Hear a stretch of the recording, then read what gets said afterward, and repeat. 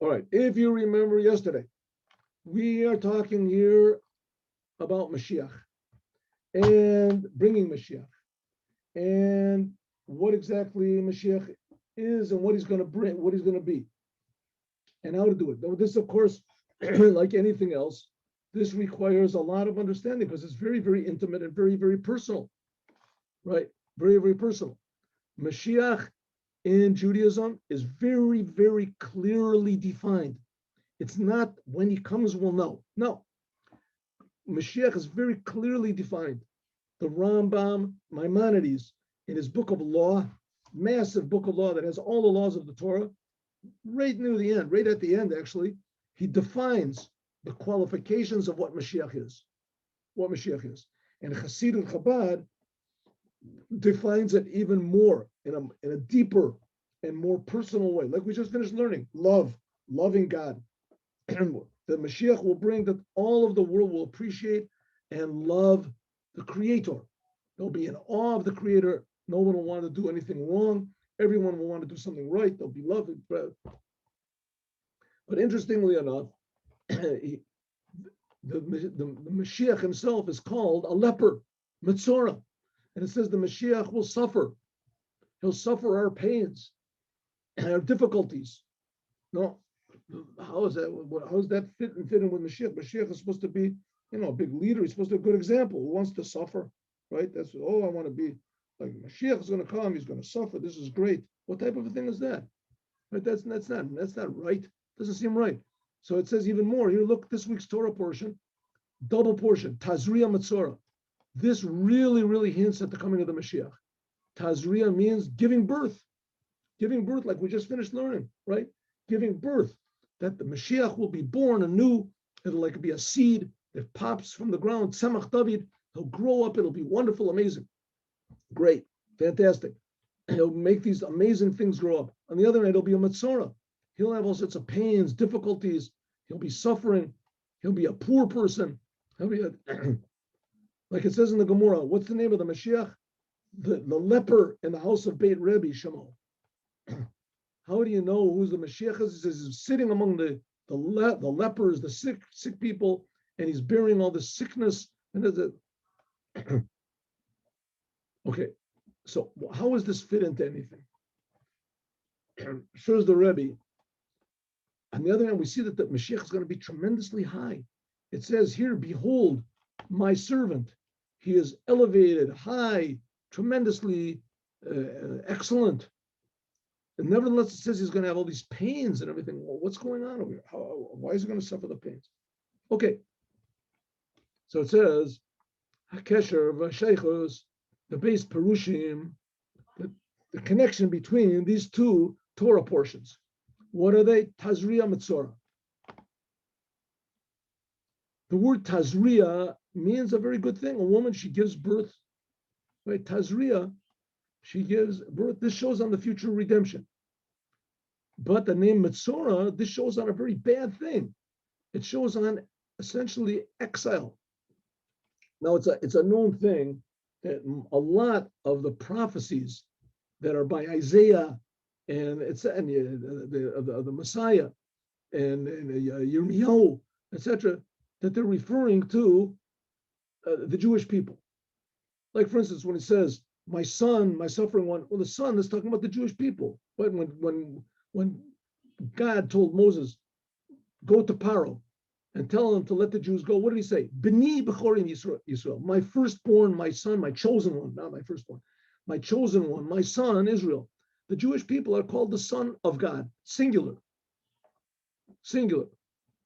And like we just finished learning, we learned that the Jewish people are called the wife of God. There's all these different synonyms that the Jewish people, synonyms, that's the word, that the Jewish people are called and compared to in relation to God.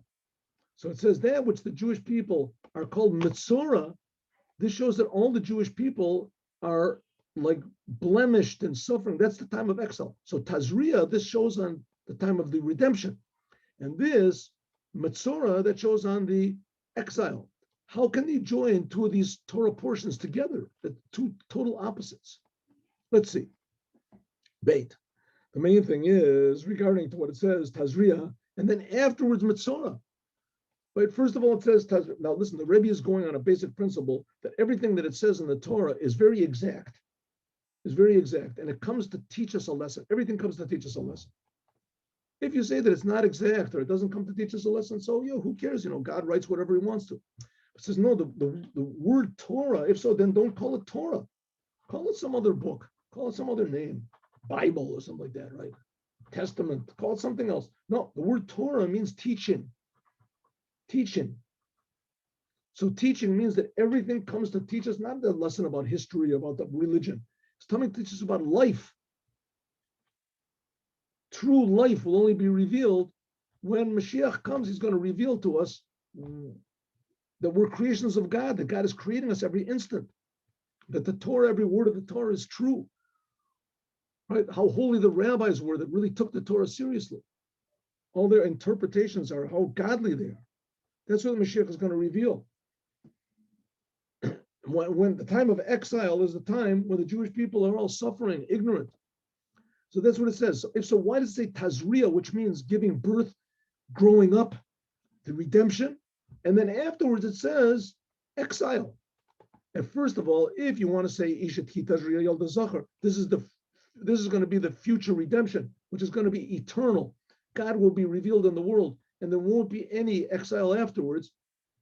Right? Like a person's going to get healthy and he'll never get sick afterwards. That's what their future redemption will be.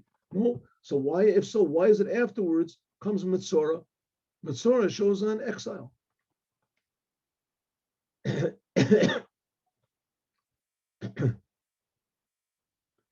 So that's question number 2. How can it be that first of all there's the redemption and afterwards there's the exile? What does it mean? It must be teaching us something.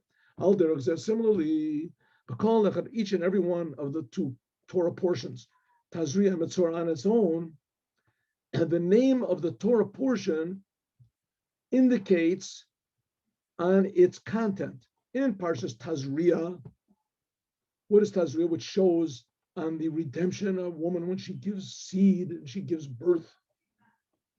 But if you look a little bit further in the portion, like in the second day, all of a sudden you see that it's talking about all these plagues and leprosies and Shemora, which indicate Alagulus, which shows on the example, good. Your mother should be healthy. Shalom. Wonderful. Whenever you come, it's great. Mitzorah. Yes, okay. So if you look at Parshas Tazria, which is supposed to be talking about the redemption, that's it. If you see that the majority of the Torah portion does not talk about giving seed, that's only the very beginning. True, that's the name. The whole Torah portion is called on that name, so it must be everything deals with that. But if you look at the content, the details, it's talking almost totally about this leprosy. This shows on the exile. So Parshas Tazria, which is supposed to be totally good, you see that 90% of it, 95% of it is talking about these different types of blemishes that can be on a person, that can be on his garments. And if you look in Parshas Mitzorah, which is supposed to be bad, that's talking about the leper, the Torah leper. And Sham over there, it's talking about, the name is talking about the redemption. Why? Because it says, Zostia Torat Mitzorah. That's how it starts off. This will be the way that the leper becomes cured. Torah Mitzorah beyond Tarato. This is what to do after the leper is cured, after he's healthy. This shows in the redemption. So now, wow, it's really confused. If so, the names of these Torah portions are exactly the opposite of their content. Tazria, which is talking about giving birth, if you look just after the first few sentences, it talks about leprosy and leprosy on houses and leprosy on not on houses, and then the houses later. Leprosy on people and different colors of leprosy and different types of leprosy. A person has leprosy on his head, on his back, on his terrible. That's talking leprosy that's representative of the exile. And the second Torah portion, which the name of it is Mitzorah, The name of it is the leper. If you look at it, it's talking about how the leper becomes cured. That's a good thing. So if so, the name of the Torah portion seems to be wrong in both cases. The first one has a nice name and the content is bad, Tazria. The second chapter has a bad name, but the content is all good.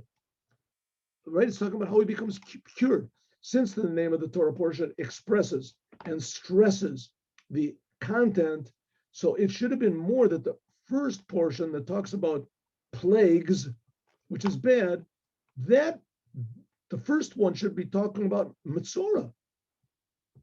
The Torah portion that we call Tazria, it should be called Metzora because that's the content. It's talking about people that have leprosy. And the second portion, which we call Metzora, seems that's a mistake. It should have been called Tazria, or at least something good, because the second Torah portion is something good. It's how he becomes cured. Dalit. Alter says similarly regarding to the name of the Mashiach. Since the Mashiach is the Redeemer of the Jewish people, so why do we stress in his name that he's called a Metzora, which that stresses the exile? Huh? Why is the Mashiach called a Metzora, a leper? Why? Says the Rebbe, now I'm going to explain this whole thing, and it's a very good lesson to us. It's not just coming to ask us interesting questions so that we can give, this is coming to teach us a lesson we would never think about on our own. The Torah, right, is, the Rebbe wants to point out that the Torah is hinting something to us here. It's hinting something. It's not just there so that we should ask the questions and we should find some sort of an interesting, answer. The Torah is coming to teach us something very, very essential about life that we would not be able to come to on our own if the Torah would not have apparently confused the issues over here and called a Torah portion, which has apparently a very good content, namely the second one, call it by a bad name, Metzora. And the first Torah portion, which has apparently a very bad content, call it by a good name. Tells you, why does it do that? We're going to see.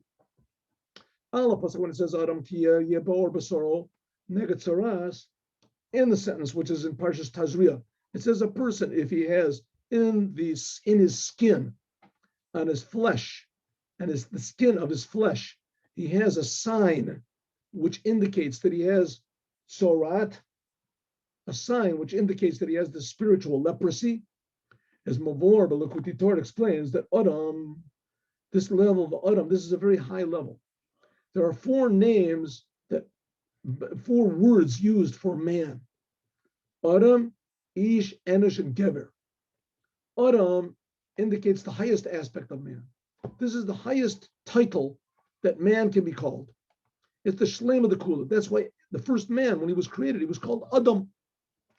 Adam is when a person is talented in his deeds, he fixes up everything he does. It could be, nevertheless, it could be that this person, Adam, perfect man, totally, but it could be that there's a little bit of bad left there. Adayan ba'or basaro, in other words, inside of himself, his personality, his intellect, his attitudes, his values, everything is okay, but it could be that on his skin, there's a little bit of tachtona shabo. The lowest level of him could be that he hasn't really purified the bad totally. And therefore, because there's a little bit some little bit of egotism that's left in him, a person could be totally perfect, but a little bit, you would never guess that it's there. You would never feel that it's there. Everybody goes into everybody's house, there's his pictures on everybody's wall, and everybody quotes all of his words. And when he gives a class on YouTube, there's 7 billion people that watch it. Everybody's hanging on his every word, but it could be that maybe there's a little bit something not good inside of him, a little bit of egotism. Inside. He'll never know it. It says in the time of the temple, if he was lucky, because it would come out on his skin, and that would tell him, hey, you got something to fix up.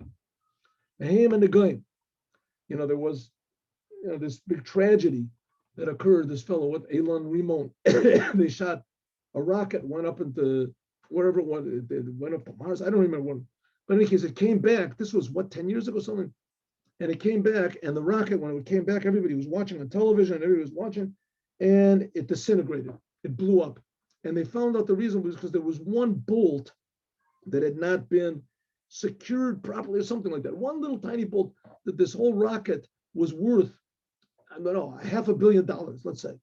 And the bolt cost $15, right? But one little tiny thing, and it wrecked the whole thing. You can see, you can write a whole beautiful, letter to someone or a treatise, and you send it on. You put one little dot in the address of the computer, one little dot wrong, right? Instead of gmail.com, you put Gmail, comma. That's it, right? It could be the most genius thing. The treatise, the theory of your general theory of relativity. You're sending it out to everybody. You put little comments instead of that. Nobody gets it. Nobody knows about it. One little fault can be disastrous. So it's a good thing to know if you have any faults. This is a wonderful thing. It says that's the idea of the Nagaim. It shows a person that he's got a little bit something not good that he has to fix up. Because spiritually, in the service of God, he fixed up all of his deeds. And he's already refined all of the selfishness from godliness. Got rid of all the selfish things and everything. Right? He got rid of the bad from his body and from his soul. But there's a little bit of bad in his garments that still is there. Therefore, he has only externally, he has this little sign of bad. And we should add on that's what it says, Adam ki yeh ba'or basaro, the negatzoras. That's what it means. A man, when he has just in the skin of his flesh, this spiritual leprosy. I don't like to use the word leprosy, but it's used everywhere. And I don't know of any other better term to use it. But, leprosy is as far as I know, it's a purely physical thing. It's caused by some bacteria or something like that. This is not what this is talking about. This is a purely spiritual thing. It's even in garments and in a person's house. So you see, it's just a sign that's given. Nevertheless, okay. So it says when this sign appears on a person's, the skin of a person's flesh, skin. But not only that, and it's not relevant to the essence of the person himself, of the man, and it's not relevant even to his blood vessels or any sinews. It's not even relevant to his meat, his muscles of a person. A thing which changes and is added by means of eating and drinking. It's like a part of the person himself that becomes blood, like the person's self, right? What's on the inside? It's just like this little sign which is on a person's skin, which is on the outside of his flesh. Ba'or basaro, like it says in the skin of his flesh, the external of a person. It's not a normal thing, but it's just happened. Mikra nikre. Something unusual that a person feels that he has this bad thing inside of himself, but everyone in the world overlooks it. Then it's only harizeh, rak, negatzoras. It's just a nega. What's a nega mean? Nega means it touches. A negia. Hainu, she'en ability ritzui, namely these bad character traits or aspects of his personality, it's not really relevant to him. It's just on his externalness. But Od Be'ikr, and mainly thing is, Kafisha Motzes, like it says in the Kuti Torah, also these Negayim Gedolim, Dvarim Gedolim. Not only that, it says in the Kuti Torah that the signs of this spiritual leprosy really comes from a very high source. It's not, the person is not called Tomei until a Kohen sees it. In other words, even if a person is an expert, a genius in Torah and commandments, and the whole Israel depends on him, right? He's Rabbi Yochanan ben Zakkai, the greatest of the greats. But if he has tzoras and he looks at it and he knows it, he has to have a Kohen come and tell him. Even if the Kohen is an ignoramus, he has to tell the Kohen, this is a thing, I'm telling you it's not pure. The Kohen has to declare it's impure. Then, only then is the person impure. Before that, he's not impure. If the Kohen did not yet call it the name, then there's no impurity at all. Exactly the opposite. It says that they are before he calls it a bad name. This is very, very high godly lights. But what it's called, they're so high, they're called dinim kashim. They're what's called high severities of God. So in other words, it's so high, such a high and powerful level of godliness that it appears on the outside. A person can't internalize this. And only when the Kohen says that it's impurity, that the reason that he has this is because God is trying to bring out from him and show him what things he has to refine in his personality. Now, this is a very basic thing in godliness. It says, Asher bor Elokim la'asot, that God created the world in a way that we have to fix it up. That's why he created the world. If there wasn't anything to fix up, so God has the angels, right? We're learning in every Sunday night, which everyone's invited to. We learn, there's a group in Germany, and I teach them by Zoom. We learn a book which is called Kuntras Umayan. Here it is. Kuntras Umayan. Here it is. Wait, Kuntras Umayan. See? Kuntras Umayan. Beautiful book. And it says over there that the reason God created people was so that they should change their nature. God created us with problems. Therefore, he says that God helps us to refine ourselves. And it could be that sometimes a person can shirk his responsibility and lead it up, like I said, like this rocket that was coming back, right? If the somehow or other, the whole entire staff of technicians that were working on this thing, that who knows how much money they earned, and they were all experts, somehow or other they overlooked this bolt, one little bolt, right? If our purpose in this world really is to refine ourselves and purify ourselves, and that gives God pleasure, so we want to do it at the utmost. If we're really devoted to the Creator, we want to refine ourselves as much as possible, right? Like I said, thinking about going to heaven, that's egotism. Who would think of that? Going to heaven. What's wrong with thinking about going to heaven? It says, no, that's it's good. It's better. You got rid of most of the bad stuff. In order to go to heaven, you got to be pure. You have to this, but still, it's selfishness. It says, in the end, these are really high things. And so, if so, we have these two opposites. Number one, that these high, tremendously high lights bring out the little tiny bad things that we see, right, on our skin, and we know what we have to fix up. Therefore, how do we fix this up? It has to be a tremendous high revelation that was what says this will be the Torah to Metzora when he becomes pure. Yom, it has to be day. How do we fix this up? By connecting ourselves more to the Creator, as we're going to talk about more, God willing, tomorrow. What's the Rebbe saying here? That before the redemption, what Moshiach is going to cause, right? Like we said before, one of the things Moshiach is going to do is he's going to bring Moshiach, is he's going to reveal in people their own faults so that they'll be able to fix them up.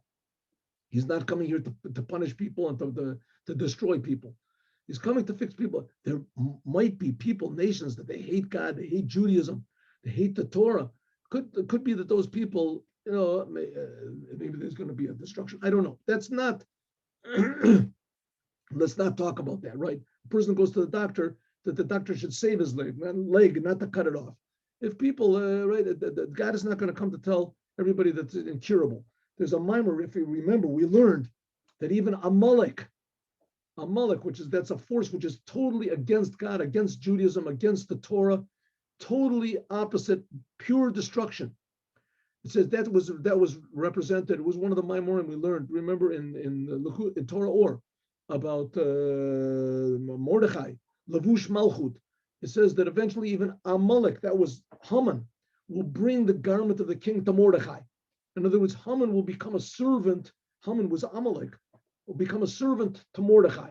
So even the worst evil can be fixed up. That's what he says. Can be fixed up. Okay, but first of all, a person has to know that he's evil. He has to know that what's bad inside of him. And everybody has a certain degree of bad. This is the biggest favor there could possibly be, is to fix a person up so that he'll be able to serve the Creator of the universe. That's what the idea of the Metzora is, that this little bit of bad that's in the person It comes to be revealed as we're going to learn more, God willing, tomorrow. Now let's do Yom Yom. Here we go.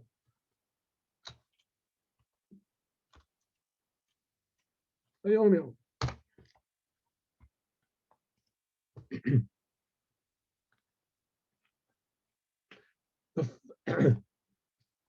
It says which farbringens, the Hasidim have this thing where they make farbringens. What's farbringens? Sit around a bunch of friends. Usually they make l'chaim, and they talk the words of Torah, say Maimorim. So it says the following ones should be in shul, not at home. Suda Shlishis of Shabbos Mavorchim, that was this past Shabbos. And of the holidays like Rosh Chodesh and the Chabad holidays, Yud Kislev, etc. If a farbringen of a malava malka, right after Shabbat is finished, the escort of the king, there's a meal that's made after Shabbat. This should be held in the private homes of people. Have a good day with Moshiach now. God willing, we'll have a class at 3:00. I'm seriously considering at 3:00 to try to get in, learn Pirkei Avot. Okay, so 3:00, either we'll learn Pirkei Avot or we'll finish at least in a general way. We'll finish Parshas Tazria and Metzora. Very interesting. Have a good day. God bless you all, and we need Mashiach now. Shalom.